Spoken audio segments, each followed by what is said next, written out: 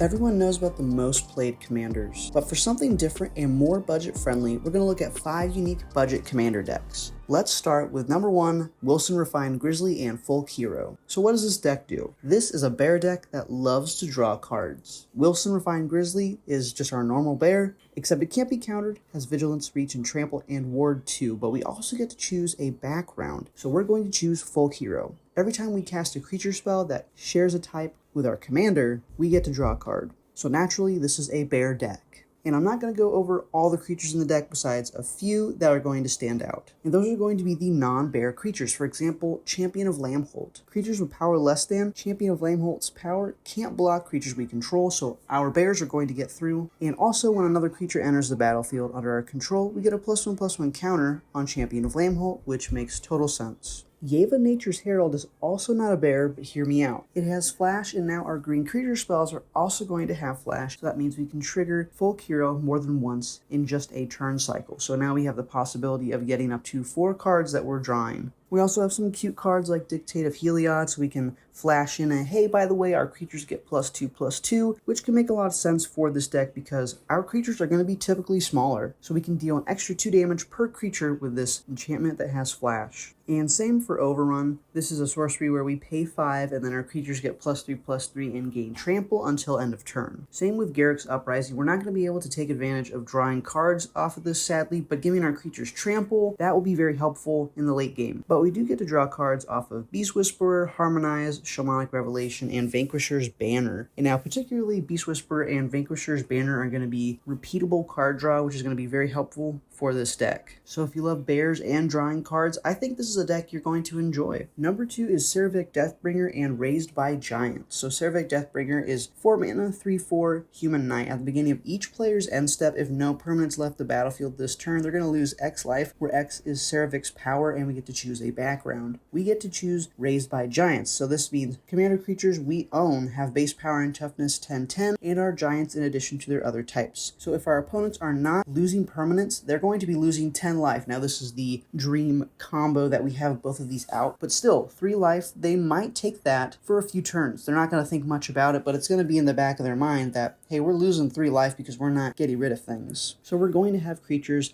like Blood Artist. If another creature dies, we get to start pinging things for 1 damage and we can gain life off of that. We also have Reassembling Skeleton. This way, we're able to lose a permanent from our commander, so we are not taking that damage. And the classic Zulaport Cutthroat, and now Mirkwood Bats. So whenever they're sacrificing things and whenever we're creating or sacrificing tokens, opponents are going to be losing life. That's what we want to do in this deck. And there's more ways to buff our commander. We have Cultist of the Absolute and Colossification. So we want to make our commander bigger. That way our opponents are going to have more pressure on them to get rid of their permanents. So we can give our commander +3/+3, Flying, Death Touch, and Ward. They have to pay 3 life to target our commander with a spell or ability. And at the beginning of your upkeep, you have to sacrifice a creature. Now this can seem pretty bad against us, but again, we are wanting to sacrifice our things, so it's not going to be too bad. Also with Colossification, +20/+20 is going to be crazy, and they're really going to have to get rid of our commander for this.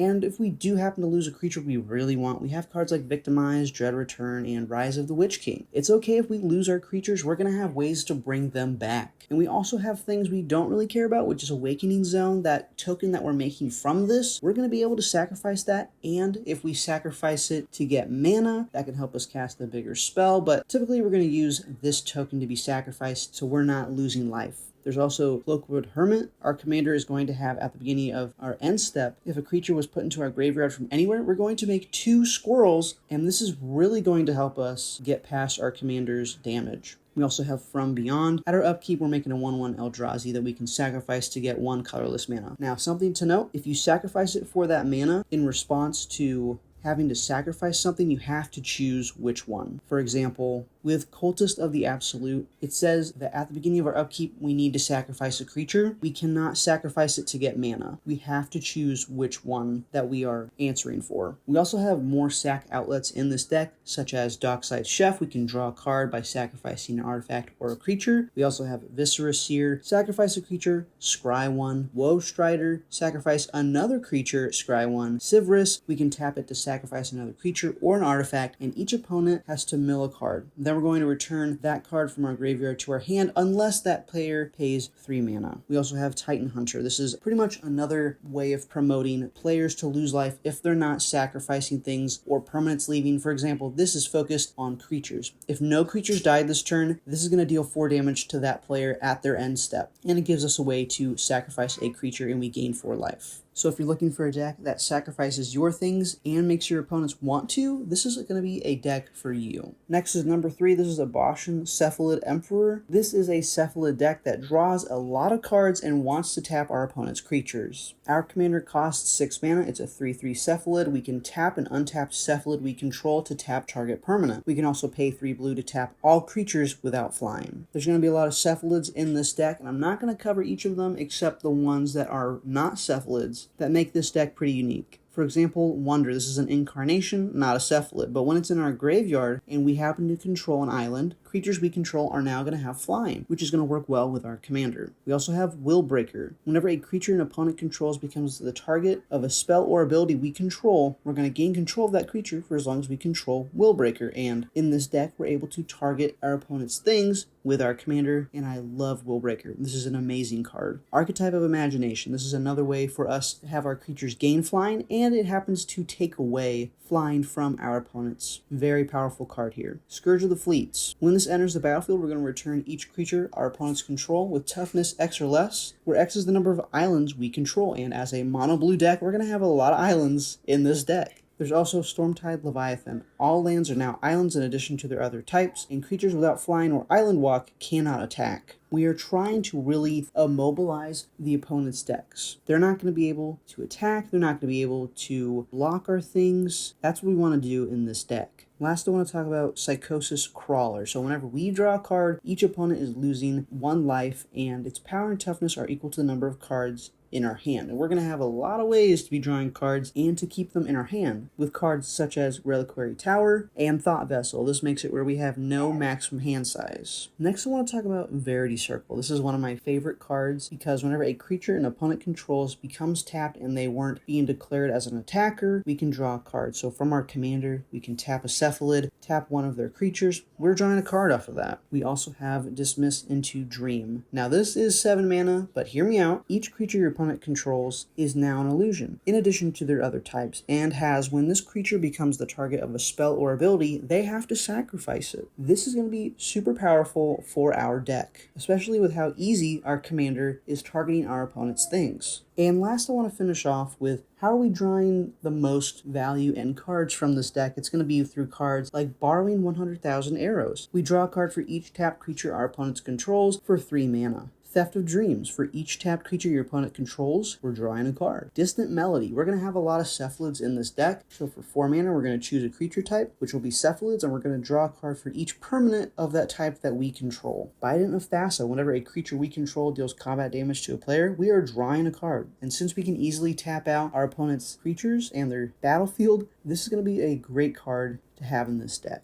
Coming in at number 4, we have Huato, Honored Physician. This is going to be a mono-green deck that wants to put our creatures from our graveyard on the top of our library. For example, our commander costs 1/2 green. It's a 1/2 human. We can tap it to put target creature from our graveyard on top of our library, but we can only activate this during our turn and before attackers have been declared. So what kind of creatures are we wanting to put on top of our library? Artisan of Kozilek, Bane of Bala Ged, Breaker of Armies, Eldrazi Devastator, Endray's Forerunners, Garruk's Horde, things that are a little too big and very, very much a threat. So you get the idea, just big creatures that are going to deal a lot of damage. Now, sometimes our opponents are going to realize what's going on, so we're going to have to find ways to put creatures into our graveyard. So for example, Altar of Dementia, we can sacrifice a creature and then we can make a player mill cards. And it's not a bad idea to start thinking about ourselves, the one that we're going to be milling with this card, because our graveyard is going to become like an extra card in our hand when we have our commander. We also have Demon Male Hobart. We can equip this and then the cost is going to be to sacrifice a creature, which again, not a bad thing for this deck. We want huge creatures in our graveyard, and we'll take advantage of that with cards like Aid from the Cow. If a permanent we control left the battlefield this turn at our end step, we get to reveal the top card of our library, and if it happens to be a permanent card, which we may have put there with our commander, we get to put it right back on the battlefield. Otherwise, we put it on the bottom of our library. How about Call of the Wild? For 2 and 2 green, we're going to reveal the top card of our library, and if it's a creature card, we put it onto the battlefield. Otherwise, we put it into our graveyard. We also have ways to untap our commander, which can be pretty interesting. We have Instill Energy for 0 mana. During our turn, we can untap a creature that is targeted by Instill Energy, but we can only use it once each turn. So we can potentially use our commander 2 times during our turn. We also have Nature's Chosen. Same thing, we have to untap our creature for 0 mana. We can only do it once each turn. So our creatures are going to die, and that's not a problem because we can bring them right back. So if you like huge creatures and being the problem, this is the deck for you.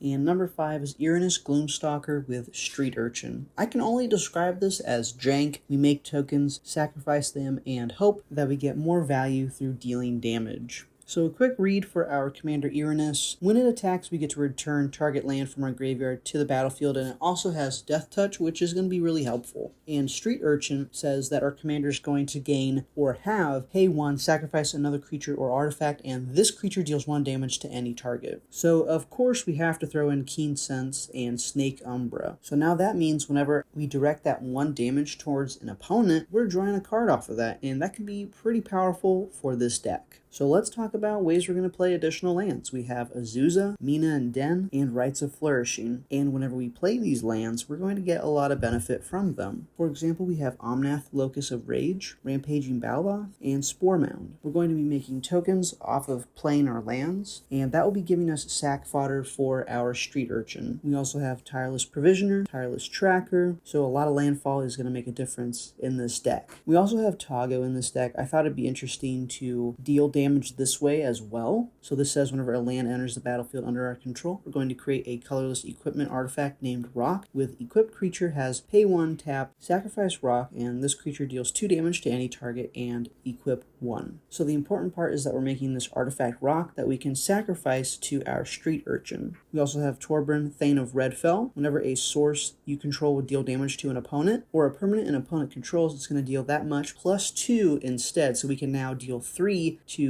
our opponent's things, which is going to be really helpful, or even our opponent. So those were the 5 unique decks that I created. If you'd be interested in any of them, they're all going to be in the description down below. And if you happen to purchase them with the links I have, I get a small commission from that, and thank you for helping support the channel that way. If you want more unique commander decks, definitely check out this video right here. Thanks for watching.